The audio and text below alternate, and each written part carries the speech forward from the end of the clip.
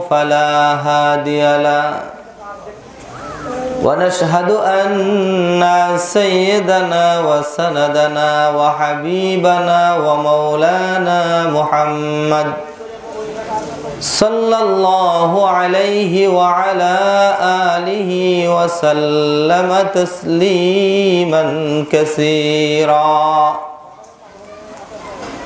أرسله الله تعالى في شان حبيبه ومحبوبه آمرا ومخبرا فقد قال الله سبحانه وتعالى في كلامه المجيد وفي فرقانه الحميد أعوذ بالله من الشيطان الرجيم بسم الله الرحمن الرحيم كل نفس ذائقة الموت وإنما توفون أجوركم يوم القيامة فمن زحزح عن النار وأدخل الجنة فقد فاز وما الحياة الدنيا إلا متاع الغرور وقال تعالى في شان حبيبه ومحبوبه آمرا ومخبرا إن الله وملائكته يصلون على النبي يا أيها الذين آمنوا صلوا عليه وسلموا تسليما সকলে মহব্বতের সহিত দুরূদ ইব্রাহিম পড়ি আল্লাহুম্মা সাল্লি আলা মুহাম্মাদিন ওয়া আলা একটা দুইটার মালিক না সারা পৃথিবী শাসন করেছে এরকম চারজন শাসকের নাম আমরা কোরআন হাদিসে পাই যারা পৃথিবীতে একজনও বেঁচে নাই দুনিয়া থেকে চলে গেছেন কথা ঠিক কিনা ভাই আছে নাকি কেউ কেউ নাই দুনিয়া থেকে চলে গেছে এই যে জমিনের উপরে আমরা বসে আজকে মাহফিল করতেছি এই জমিনের মালিক কে যদি আমরা জিজ্ঞেস করি তাহলে কেউ দাঁড়াবে যে হুজুর এই জায়গাটা আমার ওই পাশে একজন দাঁড়াবে যে এটা আমার আমি বলবো যে তাহলে আপনার আগে কার ছিল যে বলবে তার আব্বার আমার আব্বার ছিল তার আগে আমার দাদার তাহলে আপনার পরে কে আমার ছেলে কি এরকম না বিষয়টা কিন্তু আসলে মূল মালিক কেউ না কথা ঠিক কিনা জোরে কান সাময়িক অল্প সময়ের জন্য ভাড়াটিয়ার মতো আমরা ভাড়া থাকতেছি এরকম অবস্থা মারা যাব আর সব কিছুর মালিক আর একজন হয়ে যাবে তো সারা পৃথিবীর শাসক এদের ভিতরে যে মুসলমান নবী সুলাইমান আলাইহিস সালাম তার জীবনী দেখলে দেখা যায় তিনি এমনই একজন নবী রব্বুল আলামিন তাকে এমন ক্ষমতা দিয়েছিলেন ছোট্ট একটা পিপিলিকা কি বলে তার ভাষা কি এটাও নবী সুলাইমান আলাইহিস সালাম বুঝতেন সুবহানাল্লাহ নবী সুলাইমান আলাইহিস সালামের ভাষাও পিপিলিকা খড়কুটা মাছ এই লতাপাতা তরুলতা গাছপালা সবাই বুঝতো সুবহানাল্লাহ এমন একজন জলিলুল কদর পয়গম্বর নবী সুলাইমান আলাইহিস সালামকে রব্বুল আলামিন একবার আদেশ করলেন হে নবী সুলাইমান তুমি সুন্দর করে একটা মসজিদ নির্মাণ করো এই আদেশ পেয়ে নবী সুলাইমান আলাইহিস সালাম তিনি মসজিদ নির্মাণের জন্য রাজপ্রাসাদে গিয়ে প্রস্তাব পেশ করলেন মন্ত্রী পরিষদে কে আছো তোমরা আল্লাহর আদেশ সুন্দর একটা মসজিদ নির্মাণ করতে বলা হয়েছে এই মসজিদের কাজটা তোমরা সুন্দর করে আঞ্জাম দিতে পারবা কে আছো নবী সুলাইমান আলাইহিস সালামের রাজপ্রাসাদে যেমন ছিল মানুষ তেমন ছিল জিন জাতিরাও জিন জাতিরা দুই ভাগে বিভক্ত একটা হলো জলে থাকে পানির ভিতরে আর একটা থাকে স্থল ভাগে পানির ভিতরে যেই জিনেরা থাকে বুখারী শরীফের হাদিসের বর্ণনা অনুযায়ী বোঝা যায় ওই জিনদের নাম হলো গাওয়াস এই গাওয়াস নামক জিনেরা সর্বপ্রথম দাঁড়ায় গেল, হে নবী সুলাইমান, মানুষ অত তাড়াতাড়ি সমুদ্রের তলদেশ থেকে মণিমুক্তা আহরণ করতে পারবে না যত তাড়াতাড়ি আমরা পারবো। তাহলে আপনি আমাদেরকে দায়িত্ব দেন, আমরা এই দায়িত্বটা নিলাম, আমরা মসজিদ নির্মাণ করব। সাথে সাথে স্থলভাগের জিনেরাও দাঁড়ায় বলল, হে নবী সুলাইমান, দায়িত্বটা আমাদেরকেও দেন, কারণ ইট, বালু, রড, সিমেন্ট এগুলি মানুষ যত তাড়াতাড়ি সংগ্রহ করতে পারবে এর চেয়ে তাড়াতাড়ি আমরা পারবো, এর চেয়ে সুন্দর করে মানুষের চেয়ে অতি দ্রুত আমরা পারবো, যেটা মানুষ পারবে না। নবী সুলাইমান আলাইহিস সালাম দায়িত্ব দিলেন, জলের স্থলের উভয় জিনদেরকে দায়িত্ব দিয়ে দিলেন, ঠিক আছে যাও তোমরা কাজ করো। বিশাল ঘটনা বলা উদ্দেশ্য নয়, মৃত্যু যে কি অবস্থায় আসে এটা বোঝাবার জন্যই বলছি। মসজিদের কাজ কমপ্লিট প্রায়। নবী সুলাইমান আলাইহিস সালাম যাচ্ছেন লাঠি বট দিয়ে হেঁটে হেঁটে মসজিদ পরিদর্শন করার জন্য। মসজিদের 40 থেকে 60 হাত দূরে যখন তিনি গিয়ে হাজির, এমন সময় মালাকুল মউত আজরাইল আলাইহিস সালাম এসে বলতেছে, আসসালামু আলাইকা আইয়ুহান নবী, হে নবী আপনার উপর সালাম, শান্তি বর্ষিত হোক। রব্বুল আলামিন পাঠিয়েছেন আপনার জান কবজ করার জন্য, আপনি অনুমতি দেন আপনার জান কবজ করে যাই। সুবহানাল্লাহ বলবেন না? নবী সুলাইমান আলাইহিস সালাম বললেন যে আল্লাহই তো আমাকে বললেন মসজিদ নির্মাণ করার জন্য, আল্লাহর আদেশ পালন কতটুকু করতে পারলাম, মসজিদের কাজ কমপ্লিট হলো কি হলো না একটু দেখে আসি, আমাকে একটু সময় দাও। নবী সুলাইমান আলাইহিস সালামও জানেন, আল্লাহ কোরআনুল কারীমে বলছেন, ইযা জাআ আজালুহুম লা ইস্তাখিরুনা সাআতাও ওয়া লা ইস্তাকদিমুন, মৃত্যুর সময় যখন ঘনিয়ে আসে এক সেকেন্ডের জন্য আগেও হয় না পরেও হয় না, নির্ধারিত সময় মৃত্যু হয়ে যায়। তারপরেও আবেগের বশবর্তী হয়ে নবী সুলাইমান আলাইহিস সালাম বললেন, একটু দাও সময়, আমি একটু দেখে আসি মসজিদটা। আজরাইল বললেন যে হে নবী, আপনি হয়তো ভুলে গেছেন, আল্লাহ তো এক সেকেন্ডের জন্য সময় এদিক সেদিক করেন না। তখন নবী সুলাইমান আলাইহিস সালাম বুঝতে পারলেন যে তাকে ছাড়বে না, জান কবজ করেই ফেলবে। তখন সুলাইমান আলাইহিস সালাম বললেন যে ভাই, তাহলে আমাকে একটু বসার সুযোগ দাও, লাঠি বোর্ড দিয়ে দাঁড়ানো, আমাকে একটু বসার সুযোগ দাও। তখন মালাকুল মউত বললেন যে দেখেন নবী, আমরা সবার কাছে অনুমতি চাই না জান কবজের জন্য, আপনি এলিট পারসন, সম্ভ্রান্ত, আপনি নবী, এজন্য আপনার কাছে অনুমতি চেয়েছি। এখন সময় শেষ হয়ে গেছে আপনার, আপনি বসার সুযোগ পাবেন না, আপনি অনুমতি দেন আর না দেন আপনার জান কবজ আমাকে করতেই হবে। তাফসীর খুলেন, সরাসরি বর্ণিত হয়েছে নবী সুলাইমান আলাইহিস সালামের ইন্তেকাল হয়েছে দাঁড়ানো অবস্থায়, বসার সুযোগটুকু পান নাই। লাঠি বট দিয়ে দাঁড়ানো তিনি, দীর্ঘদিন দাঁড়ানো।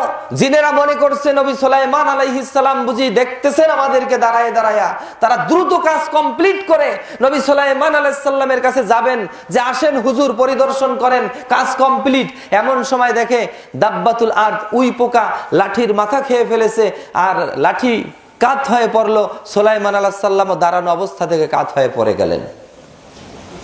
ও মুসলমান, আমার বলার উদ্দেশ্য হলো এই, আজকে বাংলাদেশে এমনও মানুষ আমরা চোখের সামনে দেখি যাদের চলাচলতি, উঠা বসা, কথাবার্তা দেখলে মনে হয় না যে সে মারা যাবে, এমন চিন্তা তার ভিতরে আছে। এমন অবস্থা বোঝা যায় যে হয়তো আজরাইল এসে যদি তাকে বলে যে ভাই আমার জান, আপনার জান কবজ করার জন্য আসছি, দয়া করে অনুমতি দেন, অনুমতি তো চাবেই না। সে ভাব নিয়ে আছে আজরাইল এসে অনুমতি হয়তো আমার কাছে চাবে, আর আমি বলে দিব আমার মেয়েটা 9ম শ্রেণীতে পড়ে, এই তো মেট্রিক পাস করবে আগামী বছর, এরপরে তুমি আইসো, মেয়েটা বিবাহ দিয়ে আমি একটু রিল্যাক্সে যাই, অবসরে যাই, তারপরে তুমি আইসো। আর আজরাইলও বলবে ঠিক আছে ভাইজান, আপনার সাথে সম্পর্ক খারাপ না, আপনি 1 বছর পরেই আমি আসতেছি, এরপরে জান কবজ করবো। বিষয়টা কি এরকম নাকি? কথা বলেন এরকম? একটু ভাবার বিষয়। নবী সুলাইমান তামাম পৃথিবীর শাসক, যেই নবী দাঁড়ানো অবস্থা থেকে বসার সুযোগটুকু পান নাই, দাঁড়ানো অবস্থায় যার জান কবজ হয়ে গেছে, সেই নবী সুলাইমান আলাইহিস সালামের পরবর্তী জেনারেশন নবী মুহাম্মদুর রাসূলুল্লাহ সাল্লাল্লাহু আলাইহি সাল্লামের উম্মত আমরা, আমাদের জন্য অনুমতি তো দূরের কথা, দাঁড়ানো অবস্থায় তো দূরের কথা, বসা অবস্থায় তো দূরের কথা, যেখানে যে অবস্থায় লিখিত আছে মৃত্যু, ওখানে ওই অবস্থায় মৃত্যু হবে। এজন্য প্রস্তুতি নিয়ে থাকা হলো বুদ্ধিমানের কাজ। কথা ঠিক কিনা জোরে কর। এজন্য আমার রাসূল বলেছেন, আল কাইয়িসু মান দানা নাফসাহু ওয়া আমিলা লিমা বাদাল মাউত। বুদ্ধিমান হলো সে যে নিজের ভুল নিজে ধরে, নিজের ভুল নিজে ধরে এবং পরকালীন জিন্দেগীর জন্য আমল সংগ্রহ করে, সে হলো আসল বুদ্ধিমান। কিন্তু আজকের সমাজের মানুষ নিজের ভুল দেখে না, আরেকজনের ভুল ধরার জন্য সারাক্ষণ গীবত, পরনিন্দা, পরচর্চা এগুলি নিয়ে সারাদিন ব্যস্ত। কথা ঠিক কিনা? এই এলাকায় মনে হয় নাই, আমার যে এলাকায় জন্ম, আল্লাহু আকবার, কি বলবো, কত দোষ যে বলে আল্লাহ। বিশেষ করে হুজুরদের দোষের কোনো অভাব নাই। চার দোকানে বৈশা আড্ডা দিচ্ছে, চা খাচ্ছে, গল্প গুজব করতেছে রাত 12টা পর্যন্ত। এরপরে আইসা রাত 12টা 1টা বাজে ঘুমাইলো, সকালবেলা পূর্ব দিগন্তের সূর্যের তাপ পিছনে লাগা না আগে সে ঘুম থেকে ওঠে না, ফজরের নামাজের কোনো খবর নাই। এমনই একজন ব্যক্তি যদি কোন রকম শুনতে পারে কোন আলেমের সমালোচনা, সাথে সাথে বলে কি জানেন, কারে কইস না বেটা, মৌলবীরা তো দেশটা শেষ করে দিল। কি কথা ঠিক না? এজন্য মাঝে মধ্যে আমি আক্ষেপ করে বলি যে হুজুর যদি রাস্তা দিয়ে একটু জোরে হাঁটে, তার কিছু কিছু মানুষ আছে সমালোচক, তারা বলে কিরে হুজুর এত জোরে হাঁটে কাকি, দাওয়াত টাওয়াত পাইলো নাকি? বুঝেন নাই? আর যদি হুজুর আস্তে হাঁটে তখন কয় কিরে হুজুর এত আস্তে আস্তে হাঁটে কাকি, খাইছে বেশি নাকি? মানুষের বাড়ি তো খায়। তো দেখেন, আস্তে হাঁটলেও দোষ, জোরে হাঁটলেও দোষ। কি কথা ঠিক না ভাই? হুজুর বাজারে গিয়ে গুড়া মাছ কিনতেছে, ছোট মাছ। সমালোচক আর একজনকে ডাইকা বলে, দেখ ওই যে হুজুর গুড়া মাছ কিনে, বড় বড় মাছ কিনে না কোনোদিন হুজুররা। কারণ কি জানো, বড় মাছ, মুরগির রান এগুলো তো মানুষের বাড়ি খায়। তা ঠিক পরের দিন হুজুর কেমনে কেমনে জানি বড় এক মাছ কিনতেছে। এখন সমালোচনাকারী তাকে ডাইকা, ওই যার কাছে যে সমালোচনা করছিল তাকে বলতেছে যে ভাই ওই যে হুজুর তো বড় মাছ কিনতেছে। তুমি তো আসল খবর জানো না, ও নিজের টাকা দিয়ে কিনে নাও, কালে ওয়াজ করে কিছু পাইছে ওইটা দিয়ে কিনে। মানে দোষ বলতেই হবে, সোজা কথা। কি কথা ঠিক না? হুজুরকে দাওয়াত দিয়ে নিয়ে গেছে, বাবার জন্য দোয়া করাবে, মায়ের জন্য দোয়া করাবে। এখন দোয়া করলো, এবার খানা দিচ্ছে, হুজুর খানা খাইতেছে। রুচি তো সব দিন সমান থাকে না, আজকে হুজুরের রুচি ভালো, একটু বেশি করে খাইতেছে। এখন হুজুরকে দেয় আর বলে খান হুজুর খান। আপনি খাইবেন না, খাইবে কে? হুজুরের পেট তো খোদার তাগারি, খান হুজুর। হুজুরের পেট নাকি খোদার তাগারি, খোসা মাইরা দিছে। আর একদিন হুজুরকে দাওয়াত দিছে, হুজুরের রুচি আজকে বেশি ভালো না, বেশি একটা খায় না। তো হুজুর খান না কে? আর দাওয়াত আরো কয়টা আছে দেখেন, খাইলেও দোষ, না খাইলেও দোষ, জোরে হাঁটলেও দোষ, আসলে হাসলেও দোষ। কি কথা ঠিক না ভাই? গুড়া মাছ কিনলেও দোষ, বড় মাছ কিনলেও দোষ। যাবে কই? এত সমালোচনা করে, মনে হয় যেন এটা কোনো মানুষ না, এটা মঙ্গল গ্রহের আলাদা প্রজাতি। এজন্য আমি মাঝে মধ্যে বলি, ও মুসলমান, তোমাদের সমাজে বিড়ালও মরে, শিয়ালও মরে, এদের জানাজার সিস্টেম নাই, জানাজা হয় না। কিন্তু তোমরা আশরাফুল মাখলুকাত, তোমাদের জানাজার সিস্টেম আছে। কিন্তু যাদের সমালোচনা তোমরা করো, আল্লাহর কসম, ওই আলেম উলামা তোমাদের সমাজে না থাকলে তোমাদের মৃত্যু কুত্তার মতো হবে, জানাজা দেওয়ার লোক খুঁজে পাইবা না। কথা ঠিক কিনা জোরে কও। এজন্য সাবধান, কথা বলার আগে সাবধান থাকতে হবে। রাজি আছেন ইনশাআল্লাহ? মুসলমান, মৃত্যুবরণ করতে হবে, মারা যেতে হবে, এতে কোনো উপায় নাই বাঁচার। এখানে আল্লাহ কোরআনুল কারীমে নির্দিষ্ট সময়ের কথা বলেছেন, কিন্তু এক হাদিসে পাওয়া যায় নির্দিষ্ট জায়গাও নির্ধারণ করে দিয়েছেন কার কোথায় মৃত্যু হবে। আচ্ছা বলেন, এই কুষ্টিয়া জেলার মানুষ যতজন জন্মগ্রহণ করেছে সব কি কুষ্টিয়ায় মরে? বরিশালের মানুষ কুষ্টিয়ায় মারা যায় না? বাংলাদেশের মানুষ সৌদি আরবে? কথা বলেন। ইতালির মানুষ বাংলাদেশে, ঢাকার মানুষ কুষ্টিয়ায়, কুষ্টিয়ার মানুষ ঢাকা গিয়ে মারা যায় না? তাহলে মৃত্যুর জন্য নির্ধারিত জায়গা যেটা রব্বে কারীম নির্ধারণ করে রেখেছেন, ওখানেই মৃত্যু হবে। তাফসীরের ভিতরে একটা ঘটনা আসছে, একদিন এক লোক দৌড়ে আসছে, এসে বলতেছে, হে নবী সুলাইমান, আমি আজরাইল দেখেছি। আমাকে ধরবে ধরবে বাপ এরকম বড় বড় চক্ষু করে আমার দিকে তাকাইছে, মনে হয় আমার জান কবজ করবে। আমি মরতে চাই না, আমি বাঁচতে চাই, আমাকে মেহেরবানি করে একটু পাঠাই দেন অমুক দেশে। নবী সুলাইমান আলাইহিস সালাম বাতাসকে হুকুম করলেন, এই বাতাস, ও কোথায় যেতে চায় ধাক্কায় ওখানে নিয়ে যাও। যেই সুলাইমান আলাইহিস সালাম বাতাসকে বলে দিলেন, লোকটাকে ধাক্কায়া নিয়ে ওই জায়গায় যেই ফালাইলো, মালাকুল মউত ওখানে অপেক্ষা করতেছিল, তার জান কবজ করে ফেললো সেকেন্ডের ভিতরে। আল্লাহু আকবার। কিছুক্ষণ পরে নবী সুলাইমান আলাইহিস সালাম রাজপ্রাসাদে বসা, রাজপ্রাসাদের বাহিরে এসে ডাকতেছে, হে নবী সুলাইমান, সালাম, আসসালামু আলাইকুম, আপনার উপর শান্তি বর্ষিত হোক। নবী সুলাইমান আলাইহিস সালাম বলতেছে, কে তুমি, আমাকে সালাম দিচ্ছ? বলতেছে, আমি আজরাইল। আশ্চর্য বিষয়, আজরাইল কি জন্য আসছো? আমি আসছি আপনাকে ধন্যবাদ দেওয়ার জন্য। আমি ধন্যবাদের কি কাজ করলাম? আল্লাহ রাব্বুল আলামিন পাঠাইলেন অমুক দেশের অমুক জায়গায় আমাকে অমুকের জান কবজ করার জন্য। গিয়ে দেখি সে লোকটা ওখানে নাই, কিন্তু আমি অপেক্ষায়, আমি টেনশনে ছিলাম, পেরেশানিতে ছিলাম, আল্লাহর হুকুম আমি পালন করতে পারি কিনা। কারণ আল্লাহ কোরআনুল কারীমে বলেন, লা ইয়াসুনাল্লাহা মা আমারাহুম ওয়া ইয়াফআলুনা মা ইউমারুন, যে ফেরেশতারা কখনো আল্লাহর আদেশ অমান্য করে না। যেভাবে আদেশ করেন রব্বুল আলামিন, ঠিক ওইভাবেই তারা সদা সর্বদা আদেশ পালনের জন্য প্রস্তুতি গ্রহণ করে থাকে। হঠাৎ করে দেখি বাতাস তাকে নিয়ে ধাক্কায় এখানে ফালাইলো। আমি জান কবজ করতে পারলাম। আমি জানি বাতাস আপনার কথা শুনে, এজন্য হে নবী সুলাইমান, আপনাকে ধন্যবাদ দিতে আসলাম। সুবহানাল্লাহ খান। আচ্ছা বলেন, লোকটা কি চাইছিল? বাঁচতে চাইছিল। কি ঘটলো? মৃত্যু। তাহলে চাইলেই কি যা আমরা চাবো তাই কি হবে? সিদ্ধান্ত কি আমারটা কারটা? কথা বলেন। এজন্য অনেক মানুষ আছে হকের পক্ষে স্লোগান তুলে না, কথা বলে না। আজকে নিউজিল্যান্ডে একজন খ্রিস্টান মানুষ কতগুলি মুসলমানকে, নিরীহ মুসলমান নামাজেরত অবস্থায় তাদেরকে গুলি করে হত্যা করেছে।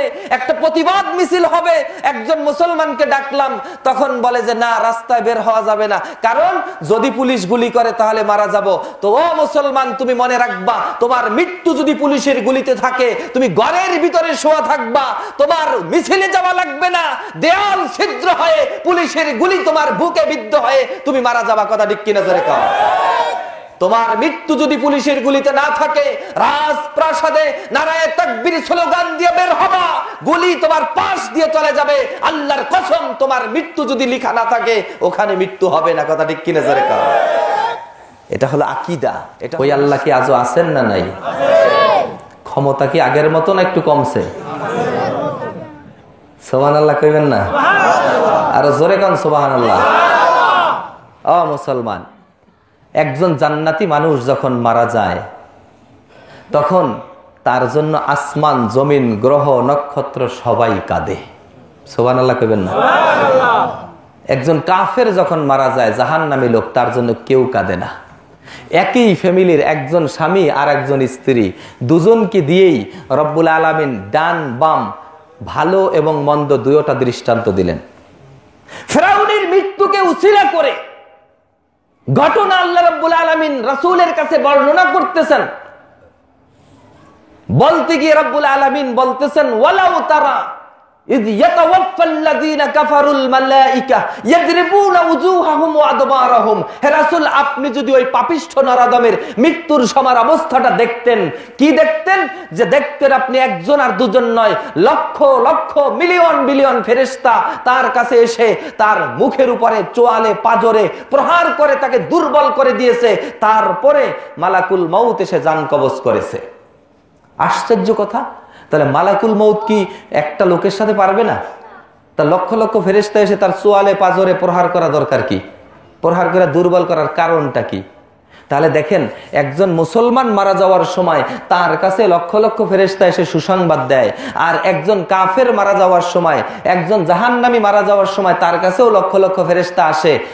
দুই জায়গায় ফেরেশতা, কাজ সম্পূর্ণ ভিন্ন। কথা ঠিক না? একটা উদাহরণ দিলে আরো সহজে বুঝবেন। যে মনে করেন আপনি ছাত্র জীবনে একই বিছানায় ঘুমায় লেখাপড়া করছেন, এক বন্ধু 10 বছর, 8 বছর, 6 বছর ছিলেন একসাথে। চাকরির খাতিরে বন্ধু চলে গেছে জয়পুরহাট, আপনি চলে গেছেন কক্সবাজার। প্রায় 10 বছর হয়ে গেছে, একজনের সাথে আর একজনের দেখা নাই। হঠাৎ করে একদিন আপনার সাথে দেখা, মনে করেন এক ঈদগার সামনে আপনাদের এই ইবি থানায় ইসলামী বিশ্ববিদ্যালয়ের সামনেই মনে করেন দেখা হয়ে গেল। দেখা হওয়ার সাথে সাথে দৌড়ে গিয়ে ধরলেন জড়াইয়া, দোস্ত বাড়িতে চলো। দোস্ত তুমি ছাইরা দাও, আমাকে ছাইরা দাও, আমাকে ছাইরা দাও। আমার দেখা হয়েছে ভালো আলহামদুলিল্লাহ, আমার চাকরি ট্রান্সফার হয়েছে, এখন যেতে হবে আমাকে কুয়াকাটা, বরিশাল, পিরোজপুর, এর পরে আরো পটুয়াখালী, ওখানে যেতে হবে। আমার তোমার বাড়িতে যাওয়া যাবে না, আমার কালকে কি ওখানে অফিস করতে হবে, আমাকে ছেড়ে দাও। দোস্ত বলতেছে দৌড়ছি আর ছাড়বো না, দৌড়ছি আর বেটা 10 বছর পর পাইছি, এত তাড়াতাড়ি ছাড়া নাকি? কথা বোঝেন নাই? আর উল্টা সাইড দেখেন, মনে করেন ঢাকা কেন্দ্রীয় কারাগার থেকে পালাইয়া গেছে পিচ্ছি হান্নান বা মুরগি মিলন অথবা কালা জাহাঙ্গীর, কত রকমের নাম আমাদের দেশে সন্ত্রাসীদের আছে না? এখন সরকার বাহাদুর ঘোষণা করলো, এই পুলিশ বাহিনী, আর্মি বাহিনী, র্যাব, চিতা কোবরা, যে যত বাহিনী আছো সবার উপরে সমান জারি করে দিলাম, সমান আদেশ। 24 ঘন্টার ভিতরে পিচ্ছি হান্নানকে হাজির করতে না পারলে কারো চাকরি থাকবে না। এখন যার নতুন চাকরি হয়েছে সে মনে মনে ভাবে, সবাই জানে চাকরি হয়েছে, এখন চাকরিটা গেলে কি অবস্থা হবে। যে নতুন বিবাহ করছে চাকরি দেখাইয়া, সে বলবে যে হাই হাই শ্বশুর বাড়ি কি জবাব দিব, চাকরি দেখা মেয়ে দিল। যে মাত্র কিছুদিন পরে রিটায়ার্ড হবে, 20, 25, 30 লাখ 50 লাখ টাকা পেনশন পাবে, সে মনে মনে ভাবে যে কি ব্যাপার, চাকরি চলে যাবে, তো টাকা তো একটাও পাবো না। এখন সবাই নতুন পুরাতন যা আছে সবাই মিলে সমানভাবে চেষ্টা করতেছে, রাত দিন 24 ঘন্টা হন্যে হয়ে খুঁজতে মনে করেন আপনাদের এই ইবি থানার কোন এক জঙ্গলের ভিতরে আইসা পিচ্ছি হান্নানকে পেয়ে গেছে। পাওয়ার পরে পুলিশ কি বলবে, আসসালামু আলাইকুম স্যার, আপনার জন্য ঘুমাইতারি না, 3-4 দিন আয়েন, গাড়িতে উঠেন, এটা বলবে নাকি? কি বলবে? আরে গলার এখানে ধৈরা বুটের লাথি বন্দুকের বাড়ি কারে কয়, কথা ঠিক কিনা? আচ্ছা, বাংলাদেশের সংবিধানের ভিতরে কোন জায়গায় লেখা আছে পুলিশ আসামি ধরে মারতে পারবে? কোথাও লেখা নাই। পুলিশের দায়িত্ব ধরে নিয়ে আদালতে সুপর্দ করবে, আদালত মন চাইলে তাকে ফাঁসি দিবে, না হলে মুক্তি দিবে, নাহলে জেল দিবে, সেটা আদালতের ব্যাপার। পুলিশের অধিকার নাই মারার। তা পুলিশ মারে কেন? পুলিশ মারে এজন্য যে সে এতদিন পর্যন্ত আমাদেরকে কষ্ট দিয়েছে, ঘুমাইতে দেয় নাই, এই ক্ষোভের বহির প্রকাশ।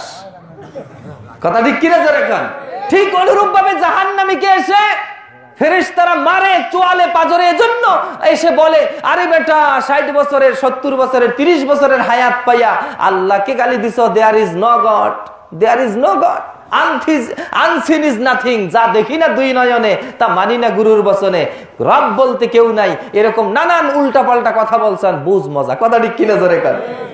পুলিশ যখন ধরলো, এখনো চিল্লায় আর বলেন, স্যার স্যার ছাইরা দেন, আমি আর পালামু না। আচ্ছা বলেন, ওই যে বন্ধু ধরার পরে বন্ধু বলছিল ছাইরা দেন, পুলিশ ওই আসামি ধরার পরে আসামি বলতেছে ছাইরা দেন, দুই ছাইরা দেন কি এক? কথা কন। আরে ওই ছাইরা দেন তোরে ছাড়বো না, এর ভিতরে আছে মুরগির পোলাও, এরপরে ডিম, আরো কত মজার মজার খাবার সব। আর পুলিশ ধরছে, এরপরে বলছে ছাড়বো না, এই ছাড়বুনার ভিতরে আছে কারেন্টের শর্ট, সুইয়ের গুতা, আর মানে গরম ডিম পায়খানার রাস্তা দিয়ে। কথা ঠিক কিনা জোরে কান? দুইটা কি এক নাকি? তাহলে জান্নাতীদের কাছেও ফেরেশতা আসে, জাহান্নামীদের কাছেও ফেরেশতা আসে ইন্তেকালের পূর্বে, কিন্তু কাজ সম্পূর্ণ ভিন্ন। কথা ঠিক কিনা জোরে কান? ঠিক অনুরূপ ভাবে একজন মানুষ যদি জান্নাতি হয়, সে মারা গেলে আসমান জমিন গ্রহ নক্ষত্র সব কাঁদে। তার প্রমাণ নেন এক হাদিস।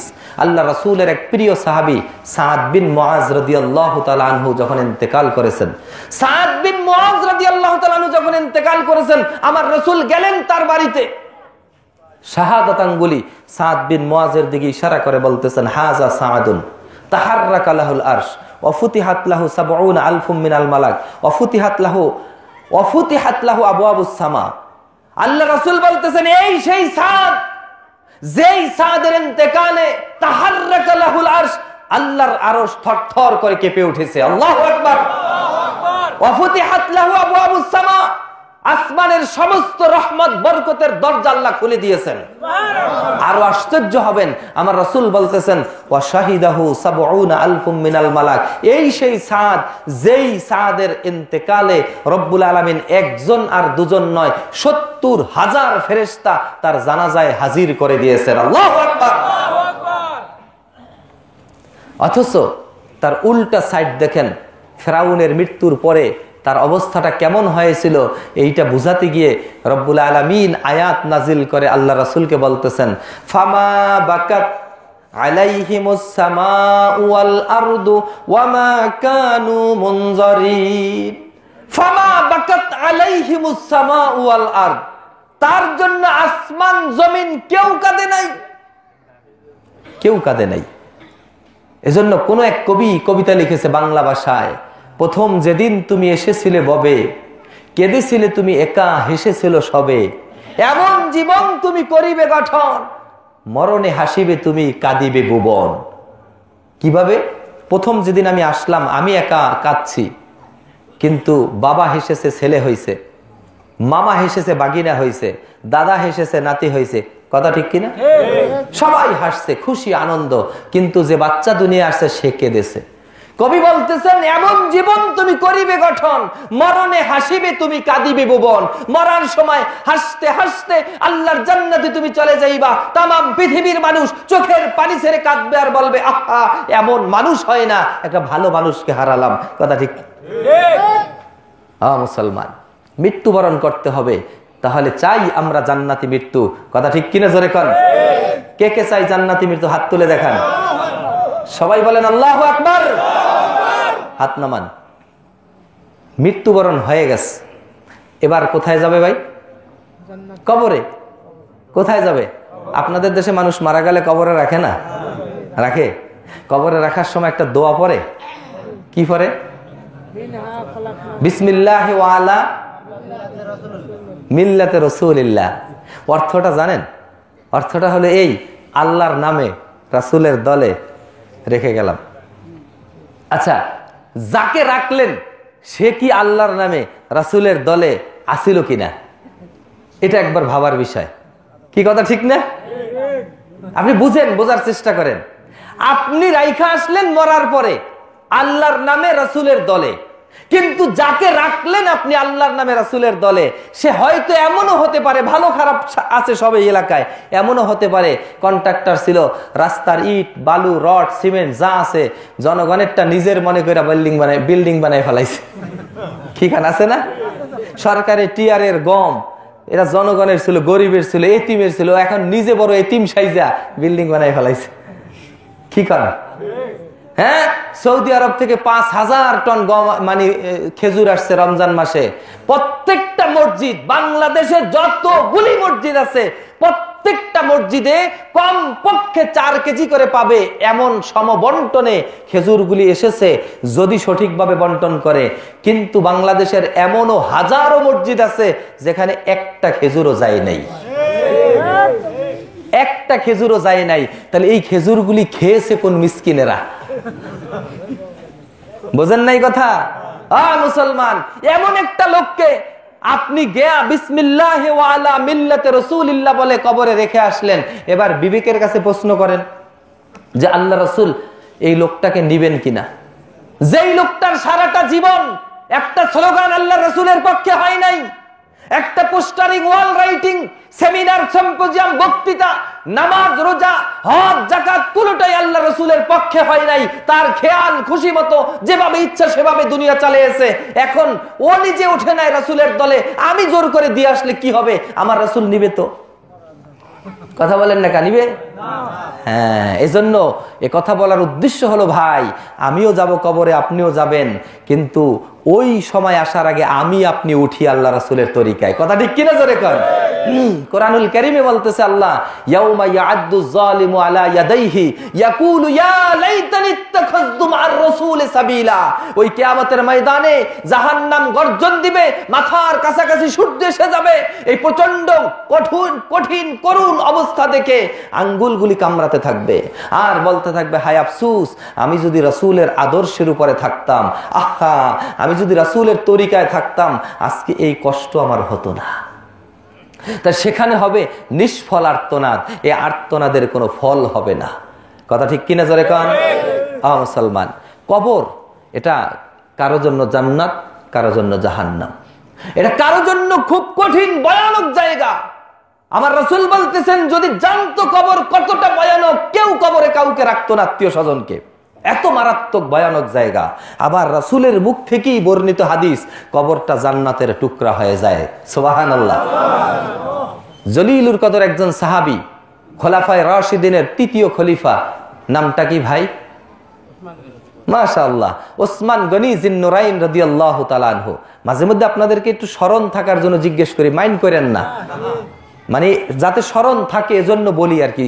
কারণ এমন তো উদ্দেশ্য না আমরা ওয়াজ করে যাব, আপনারা শুনে যাবেন, কিছুই মনে থাকবে না, আমল করব না, বিষয়টা এমন না।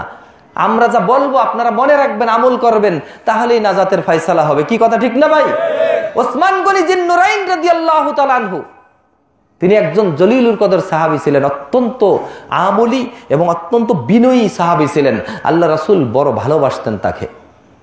একজন মেয়ে বিবাহ দিলেন, মেয়েটা যখন মারা যায়, আল্লাহ রাসূলের আরেকজন মেয়ে উম্মে কুলসুম, তাকেও বিবাহ দিলেন।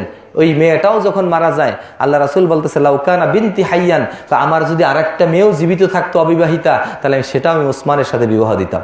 সুবহানাল্লাহ। ওসমান গনি জিন্নুরাইন, আল্লাহ এত সম্পদ তাকে দিয়েছিল যে ওসমান রাদিয়াল্লাহু তাআলা আনহু খায়বারের যুদ্ধে একজন আর দুজন নয়, প্রায় 10,000 সাহাবীর 1 মাস 2 মাস, কোন কোন রিওয়ায়াতে লেখছে 3 মাসের মতো ভরণ পোষণ খাবারের ব্যবস্থা একা বহন করেছে। সুবহানাল্লাহ। এই ওসমান গনি জিন্নুরাইন রাসূল সাল্লাল্লাহু আলাইহি সাল্লামের কাছ থেকে জান্নাতের সুসংবাদ পেয়েছেন। এক মজলিসে 10 জন সাহাবীর নাম আল্লাহ রাসূল ঘোষণা করছেন, এরা জান্নাতি। এই 10 জনের ভিতরে তৃতীয় নম্বর ওসমান গনি জিন্নুরাইন রাদিয়াল্লাহু তাআলা আনহু। জান্নাতের টিকিট হাতে পাওয়া, বিশ্বনবী দিয়ে দিয়েছেন। এরপরেও তার অবস্থাটা একটু বিবেক দিয়ে বিবেচনার বিষয়, আমাদের সাথে একটু মিলানের জন্য বলতেছি। আমার রাসূল সাল্লাল্লাহু আলাইহি সাল্লামের এই সাহাবীর ব্যাপারে হাদিসে আসছে, ইদা ওয়াকাফা ইনদাল কবরে বাকা হাত্তা ইয়াবুল্লা লিহইয়াতাহু ফাকিলা লাহু ইন্নাকা তাযকুরুল জান্নাতা ওয়াল নার ফালা তাবকি ওয়ালাকিন তাবকি মিন হাযা। ওসমান গনি জিন্নুরাইন রাদিয়াল্লাহু তাআলা আনহু যখন কবরের পাশে দাঁড়াতেন, তখন চোখের পানি ছেড়ে অঝোর দাঁড়ায় কান্নাকাটি করতেন। এমনকি চোখের পানি দাড়ি মোবারক ভিজে ভিজে জমিন স্পর্শ করত। সাহাবায়ে কেরাম জিজ্ঞেস করতেন, ইন্নাকা তাযকুরুল জান্নাতা ওয়ান নার ফালা তাবকি। ভাই ওসমান, আপনি জান্নাতের আলোচনা করেন, জাহান্নামের আলোচনা কত শুনেছি আপনার কাছে, কিন্তু এভাবে তো কাঁদতে দেখি নাই, আপনি এখানে আসলে কাঁদেন কেন এতটা? তখন ওসমান গনি জিন্নুরাইন রাদিয়াল্লাহু তাআলা আনহু বলতেছেন, সামি'তু রাসূলুল্লাহি সাল্লাল্লাহু আলাইহি ওয়াসাল্লাম আল কবরু আউয়ালু মানজিলুম মিন মানাজিলিল আখিরা ফামান নাজা মিনহু ফামা বা'দাহু আইসারু মিনহু ওয়া মান লাম ইউনজাহ ফামা বা'দাহু আশাদ্দু মিনহু। ওসমান গনি জিন্নুরাইন রাদিয়াল্লাহু তাআলা আনহু বলতেছেন, আমি আল্লাহর রাসূলের কাছে শুনেছি এই কবর হলো মানে পরকালের আখিরাতের প্রথম ঘাঁটি। এই প্রথম ঘাঁটিতে যে নাজাত পেয়ে যাবে, তার পরবর্তী ঘাঁটিগুলি আরো সহজে নাজাতের ব্যবস্থা হয়ে যাবে। কিন্তু ফামান লাম ইউনজাহ ফামা বা'দাহু আশাদ্দু মিনহু, এই কবরে যে ধরা পড়ে যাবে, আমার রাসূল বলেন, ওসমান গনি বলতেছেন, আমার রাসূল বলেছেন তার পরবর্তী ঘাটিগুলি তাকে আরো শক্তভাবে ধরা দিয়া দিবে। এজন্য আমি ওসমান কাঁদি, জানি না কবর আমার সাথে কি আচরণ করে, কবর আমার সাথে কি আচরণ করে, এজন্য আমি কাঁদি। ওসমান গনি জিন্নুরাইন রাদিয়াল্লাহু তাআলা আনহু কবরের পাশে গিয়ে কাঁদতেন। আর আমাদের সমাজে এই এলাকায় কেমন জানি না, আমার নিজের চোখে এমন লোকও দেখেছি, এই যে কাপড় চোপড় এরকম ভাঁজ করে পিছনে দিয়ে ঢুকায় ফরজ তরক করে, এটার কি জানি বলে আপনাদের দেশে, কাঁচা দেওয়া, কোন কোন এলাকায় বলে লেংটি দেওয়া, কোন কোন এলাকায় বলে গোজ দেওয়া, এক এক এলাকার এক এক ভাষা, বুঝেন নাই? তা কাঁচা দিয়া কবর খনন করতেছে, আবার সিগারেট টানতেছে। আমি নিজের চোখে দেখলাম। আহা, আমার রাসূল বলছেন, কবরের কাছে যখন লাশ নিয়ে যায়, তোমরা পিছনে পিছনে হাঁটবা, নিচের দিকে তাকায় থাকবা, মনে মনে ভাববা যে এরকম একদিন আমাকেও নিয়ে যাবে। আমার হাত পা সোজা হয়ে থাকবে, কোনো জবাব দেওয়ার কিছু থাকবে না। কত মানুষ আমার ব্যাপারে কথা বলতেছে, কেউ সত্য বলতেছে, কেউ মিথ্যা বলতেছে, আমার শক্তি নাই জবাব দেওয়ার। আমি শুনতেছি ঠিকই। এই গর্ত, যেই গর্ত সাপের জন্য হবে, বিচ্ছুর জন্য হবে, কীট পতঙ্গের জন্য হবে, আহা কি আচরণ আমার সাথে কবর করে জানি না। আমার রাসূল বলছেন এখান থেকে শিক্ষা নেওয়ার জন্য।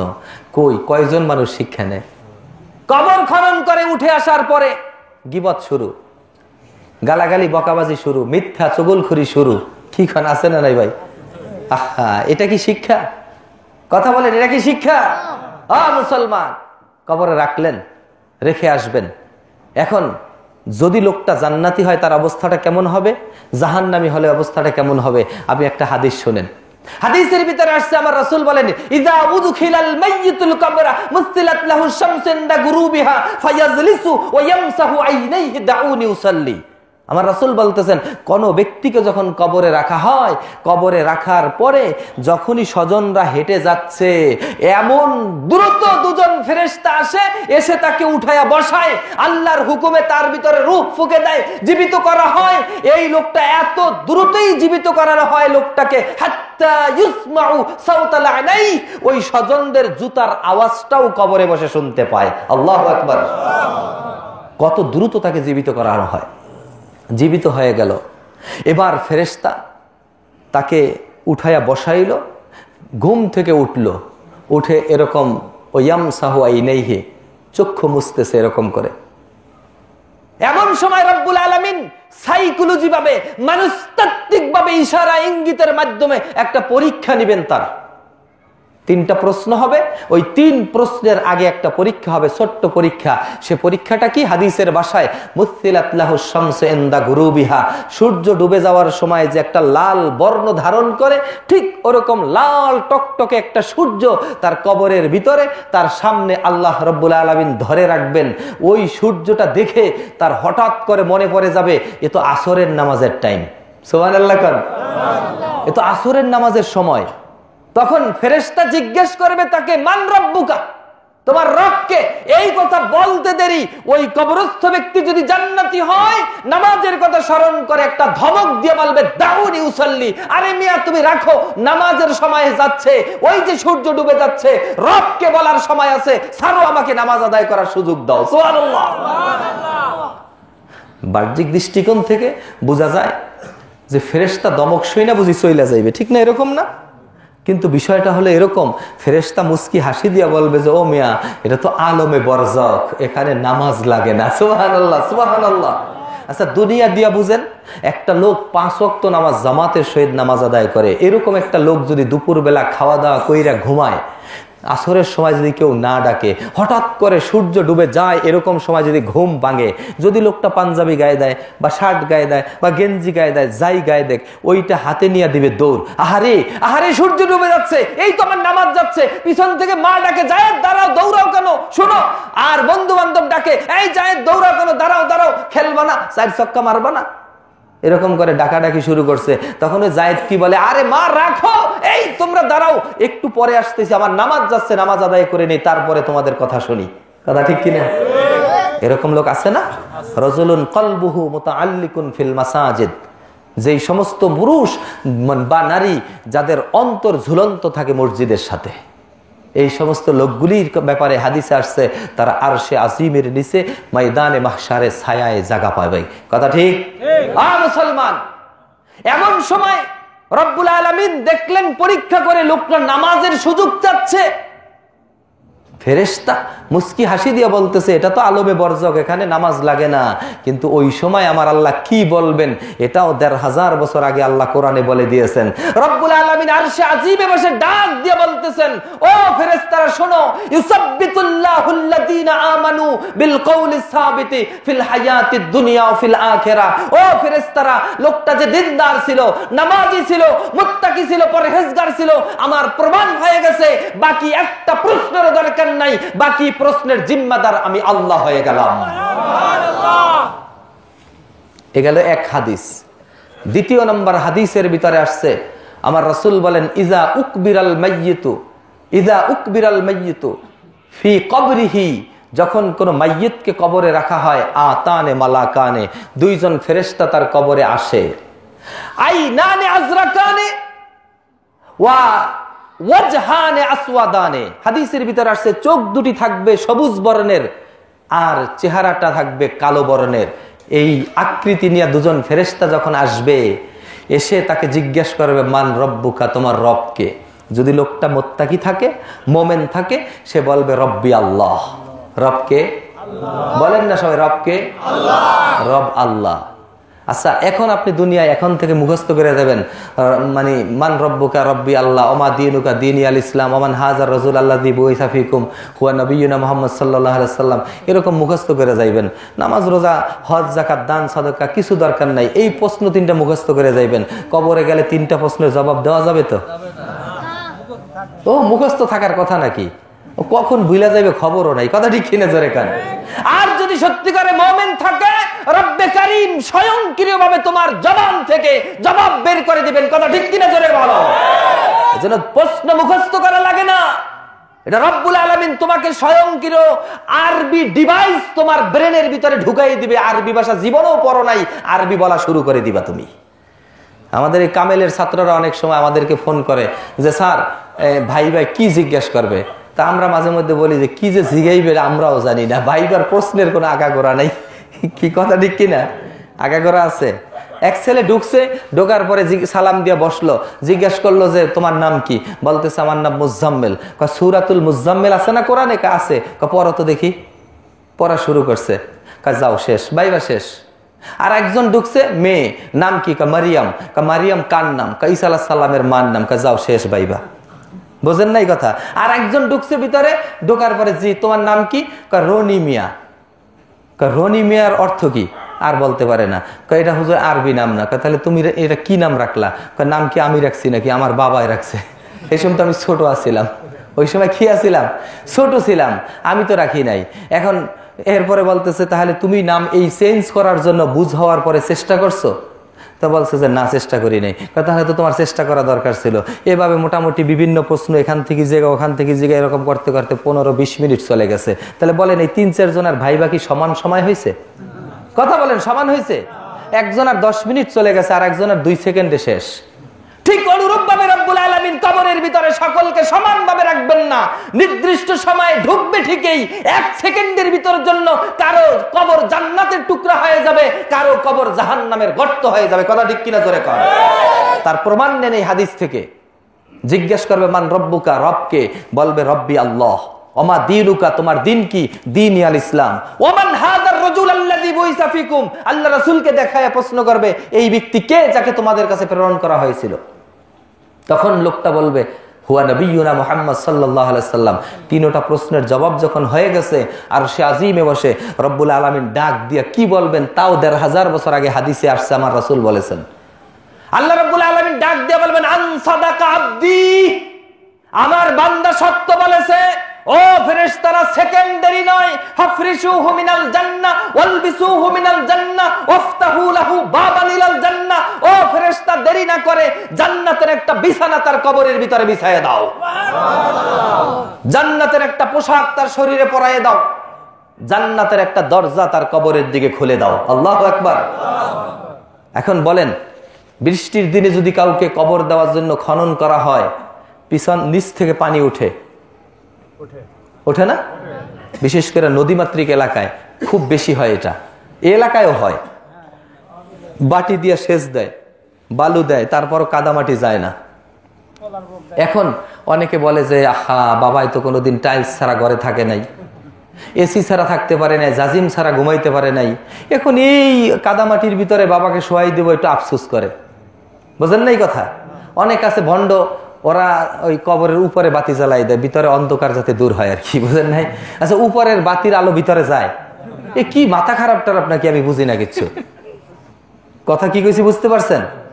আবার অনেকে আছে ভিতরে সুন্দর সিমেন্ট দিয়ে পাকা করে পরে রাখে ভিতরে, যাতে কষ্ট না হয়। অথচ এই হাদিস কি প্রমাণ করে দেখেন? হাদিস প্রমাণ করে এই লোকটা যখন কাদামাটির ভিতরে, পানির ভিতরে সন্তানরা শোয়াই চলে গেছে, বাড়িতে গিয়ে সবাই আফসোস করতেছে, আহা আমার বাবা কত সম্পদ রেখে গেল, তাকে আরামে একটু শুইতে দিতে পারলাম না, আফসোস করতেছে। কিন্তু লোকটা জান্নাতি। রব্বুল আলামিনের ঘোষণায় যখন তার কবরটা জান্নাতের টুকরা হয়ে গেল, রব্বুল আলামিনের ঘোষণায় যখন জান্নাতের বিছানা পেল, জান্নাতের পোশাক পেল, জান্নাতের দরজা তার কবরের দিকে খোলা হলো, এমন সময় ওই লোকটা ওই ফেরেশতাদেরকে বলতেছে ফারজিনি ইলা আহলি ইন্নী উখবিরুহুম, আমাকে একটু আহাল পরিবারের কাছে পাঠিয়ে দাও, আমি একটু সংবাদ দিয়ে আসি তাদেরকে, আমি যে কাদামাটিতে নাই, আমি যে পানির ভিতরে নাই, আমি যে জান্নাতি বিছানায়, জান্নাতি পোশাকে, জান্নাতি গ্রানে। সুবহানাল্লাহ। তাহলে তুমি বাহির থেকে ভিতরে জান্নাত দিতে পারবা না ভিতর থেকে রব্বুল আলামিন দিবেন?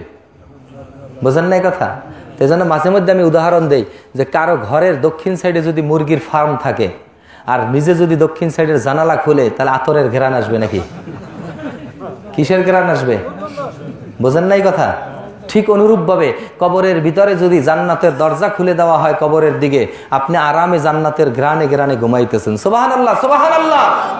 তার উল্টা সাইড দেখেন। এবার জিজ্ঞাসা করলো মান রব্বুকা, সে বলতেছে হা হা লা আদ্রি, আমি জানি না কে রব কে, আমি জানি না। ওমা দীনুকা, তোমার দিন কি? হা হা লা আদ্রি, আমি জানি না আমার দিন কি। ওমান হাযার রাজুল আল্লাযী বুইসা ফীকুম, এই ব্যক্তি কে যাকে তোমাদের কাছে প্রেরণ করা হয়েছিল? আমি জানি না এই লোকটা কে। এ আসলে কিন্তু জানে। উদাহরণ দিলে বুঝবেন। আপনি মনে করেন আপনার ছেলেকে পাঠিয়ে দিলেন 200 টাকা, কি মারামারি কাকে বলে খেলা, মোটামুটি দুপুর হয়ে গেছে, ক্লান্ত হয়ে গেছে, চিন্তা করতেছে টাকাও তো 200 আছে, এখন একটা কাজ করি 200 টাকা দিয়ে মজা টজা কিনা বিস্কুট রুটি কলা কিনা বন্ধু বান্ধব নিয়ে খাইলো। এভাবে করে কাটাই দিল সারাদিন। বিকেলবেলা হঠাৎ মনে পড়ে, ওহো আমার আব্বা তো এখন অফিস থেকে আসবে, দ্রুত বাড়িতে গিয়ে চুপ করে বসে রয়েছে। এমন সময় যেই বাবা ঘরে ঢুকলো, তার মা তাকে বলতেছে, এই তুমিও বের হইলা, ছেলেও বের হইলো, সারাদিন কোথায় ছিল একটু জিজ্ঞেস করো। জিজ্ঞেস করতেছে, এই টাকা দিয়ে কি আনছো? এই কোথায় ছিল সারাদিন, কি করছো? মনে করেন কবরে 3 প্রশ্ন, ওরাও 3 প্রশ্ন করলো। আচ্ছা বলেন এবার সত্যি করে, ও টাকা দিয়ে কি করছে, সারাদিন কি করছে, টাকা দিয়ে কি আনছে, ও জানে কি জানে না? কথা কন না, জানে কি জানে না? জানে, কিন্তু জানার পরেও বলে না, মাথা নিচের দিক দিয়ে চুপ করে বসে থাকে। কথা বললে মাইরের মাত্রা বেড়ে যাবে। ঠিক ওই সমস্ত জ্ঞান পাপীগুলি ওরা জানে, যখন জিজ্ঞেস করবে মান রব্বুকা, তোমার রবকে, তখন সে জানবে রব আল্লাহ। ও মনে মনে ভাববে যে আমি তো আল্লাহর গোলামি করি নাই, আমি তো সুদে টাকা লাগাইছিলাম, আমি তো আরেকজনের জমিনের লাইল ঠেলছিলাম, আমি তো মানুষকে অন্যায়ভাবে বেত্রাঘাত করছিলাম, মেরে ফেলেছিলাম, অন্যের জমি আত্মসাৎ করেছিলাম, টাকা পয়সা আত্মসাৎ করেছিলাম। এখন কোন বিপদে না জানি ধরা পড়ে যাই, আসছে না বলাই ভালো, চুপ থাকি। এই জন্য চুপ করে হা হা লা আদ্রি, আমি জানি না। আর আমাদের সমাজে এক শ্রেণীর মানুষ চুপ করে বৈশা আছে এই আশায় কিয়ামতের ময়দানে আমরা বলবো যে আল্লাহ আমি জানি না, এই জন্য মানি নাই। আল্লাহ বলবে যে থাক, তুই যখন জানোস না, যা জান্নাতে চলে যা। কি সোজা না? ডবল শাস্তি হবে, ডবল। জানো নাই কেন এই জন্য এক শাস্তি হবে, মানো নাই কেন এই জন্য আরেক শাস্তি হবে। কারণ রব্বুল আলামিন নামাজ ফরজ করেন নাই আগে, রোজা হজ যাকাত কোন বিধান আগে দেন নাই, আগে বিধান দিয়েছেন জানার বিধান। ইকরা বিসমি রাব্বিকাল্লাযী খালাক, পড়ো তোমার প্রভুর নামে যিনি তোমাকে সৃষ্টি করেছেন। জানি নাই এজন্য মানি নাই, এ কথা বলে কিয়ামতের ময়দানে নাজাতের কোনো ফয়সালা হবে না, 1 সেকেন্ডের জন্য ফয়সালা হবে না। এটা মনে রাখতে হবে। মুসলমান, এমন সময় সে যখন হা হা লা আদ্রি বলতে থাকবে, এমন সময় রব্বে কারিম কি বলবেন? হাদিসের বাকি অংশ, আন কাযাবা, প্রথমটা বলছে আন সাদাকা আবদি, আমার বান্দা সত্য বলেছে, পরেরটা আর আবদি বলে না। কারণ যে আল্লাহর গোলামি করে না সে আল্লাহর মানে আব্দ হতে পারে না, আল্লাহর বিধান মানে না সে আল্লাহর গোলাম হতে পারে না। কথা ঠিক না? নূহ আলাইহিস সালাম যখন সমুদ্রের ভিতরে জাহাজের ভিতরে উম্মতদেরকে নিয়ে উঠলেন, ছেলেকে ডাকতেছে, ইয়া বুনাইয়ার কাম মা'ানা, ও আমার ছেলে উঠো আমাদের জাহাজে। রব্বুল আলামিন ঘোষণা দিলেন ডাইরেক্ট, লাইসা মিন আহলিক, যেই ছেলে তোমার আমার গোলামি করে নাই, তোমার আদর্শ মানে নাই, সে তোমার আহাল হতে পারে না। আহাল পরিচয় দিলে নবুয়তির দপ্তর থেকে তোমার নাম কেটে যাবে। তাহলে যে আল্লাহর গোলামি করে নাই, নামাজ পড়ে নাই, বছরে একদিন ঈদের নামাজে প্রথম কাতারে, আরে বাবা রে বাবা, কি নতুন জামা আছে না, সারা বছর কোনো খবর নাই, জুমার দিন মোষগুলা এরকম বাস করে করে পরে যায়। হ্যাঁ, অনেক আছে সরিষার তেল মোষে মাখে। কিরে মোষে তেল মাখুস কা? কয় শুনছি জান্নাতে গেলে কাঁঠাল টাঠাল খাওয়াইবে, তখন যদি তেল পাওয়া না যায় আগেই রেডি হই তেল মাখিয়া। আরে কি সোজা জান্নাত, মামু বাড়ির বারান্দা পাইছো। হ্যাঁ, মামানি বৈশা রয়েছে কলা চুল্লা লইয়া, আয় বাগিনা তুই খাইবি না, খাইবে কে? মামু বাড়ির ওয়ারিস। এত সোজা জান্নাত। আল্লাহর গোলামি করবে না, রাসূলের আদর্শ মানবে না, রাসূলের তরিকা মানবে না, আল্লাহ জান্নাত দিয়ে দিবে, এত সোজা নাকি?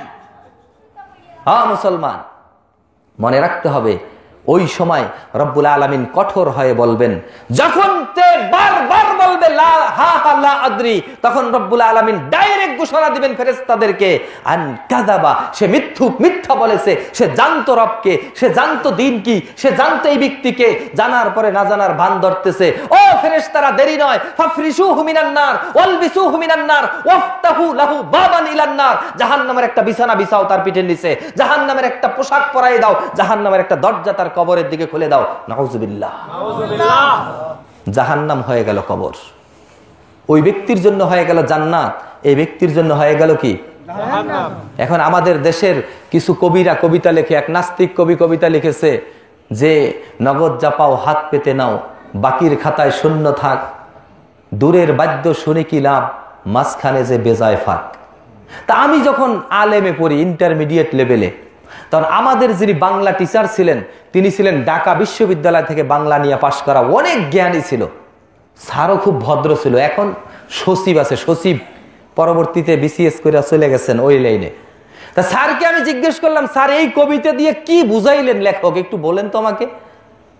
তা আমি ক্লাসে ফার্স্ট বয় ছিলাম, অনেক আদর করতো স্যার। তা স্যার বললো, কয় শোনো, তোমরা মারা গেলে, আমরা মারা গেলে কবরে থাকবো দীর্ঘদিন, সে আদম নবী থেকে যারা মারা গেছে তারা আজও পর্যন্ত কবরে আছে। এরপরে ইসরাফিলের সিঙ্গার ফুৎকারে হাসরের ময়দানে উঠবো, বিচার হবে, কারো জন্য জান্নাত, কারো জন্য জাহান্নাম। যে জান্নাতি হবে সে হুর গেলমান পাবে, সুন্দরী রমণী পাবে। এ কত দূরে, হাজার হাজার লাখো লাখো বছর থেকে তারপরে পাইবা। তো কবি বুঝাইতেছে, দূরের বাদ্য শুনে কি লাভ, মাঝখানে যে বেজায় ফাঁক, মাঝখানে তো বিরাট ফাঁক। ওই দূরের বাদ্য শৈল না, নগদ যা পাও হাত পেতে নাও, রাস্তার ধারে পাশে সুন্দরী রমণী যা পাও ধরো আর ভোগ করো। নাউজুবিল্লাহ খান। কেমন ছাগলের ছাগল, চিন্তা করছেন? আল্লাহ, আমি তো অবাক হলাম। তখন আমি এই কথা যখন কোরআন হাদিস পড়লাম, তখন দেখলাম যে সে কোরআন হাদিস জানে না বিদায় এমন মন্তব্য করেছে। কিন্তু আমরা তো কোরআন হাদিস থেকে দেখি, মরতে দেরি জান্নাত হতে দেরি না। কথা ঠিক কিনা জোরে কান? তুমি রাত 10টায় মারা যাবা, যদি 10:40 তোমাকে কবরে রাখে, তুমি জান্নাতি হলে কবরটা জান্নাতের টুকরা। কথা ঠিক কিনা জোরে কাও? আবার কবরের ভিতরে মুসিলাতলাহু শামসু ইনদা গুরুবিহা, সূর্য একটা ডুবে যাবে যাবে এরকম একটা সূর্য আল্লাহ ধরবে কবরের ভিতরে। এটা নিয়েও নাস্তিক মুরতাদরা কথা বলে। কি বলে? আশ্চর্য বিষয়, সকালবেলা সূর্য যখন উঠে লাল হয় তখন না হলে আল্লাহ সূর্য দেখবে, রাত্রিবেলায় যখন বিকালবেলা যখন সূর্য ডুববে তখন না হয় আল্লাহ সূর্য লাল সূর্য পাইবে। রাত 3টা বাজে যদি কাউকে কবরে দেয়, দুপুর 2টায় যদি কাউকে কবরে দেয়, তখন আল্লাহ লাল সূর্য পাইবে কই? বুঝেন না কথা? আচ্ছা, আপনারা একটু বলেন তো দেখি, রাত 3টা বাজে আল্লাহ লাল সূর্য কবরে ধরতে পারবে কি পারবে না? ওই ক্ষমতা আল্লাহর আছে? ওটা নাস্তিক মুরতাদ, কোরআন মানে না, আল্লাহর বিশ্বাস, আল্লাহর ক্ষমতা সম্পর্কে জানে না, যার কারণে মন্তব্য করে। আমরা মুসলমান তো এই মন্তব্য করতে পারি না। কি বলেন, পারি? কথা বলেন, পারি? মুসলমান মনে রাখবা, আল্লাহ রাব্বুল আলামিন হলেন আল্লাহুস সামাদ, আল্লাহ বেনিয়াজ, অমুখাপেক্ষী। সকল মাখলুকাত আল্লাহর কাছে মুখাপেক্ষী, কিন্তু আল্লাহ কারো কাছে মুখাপেক্ষী নন। কথা ঠিক কিনা জোরে কোন?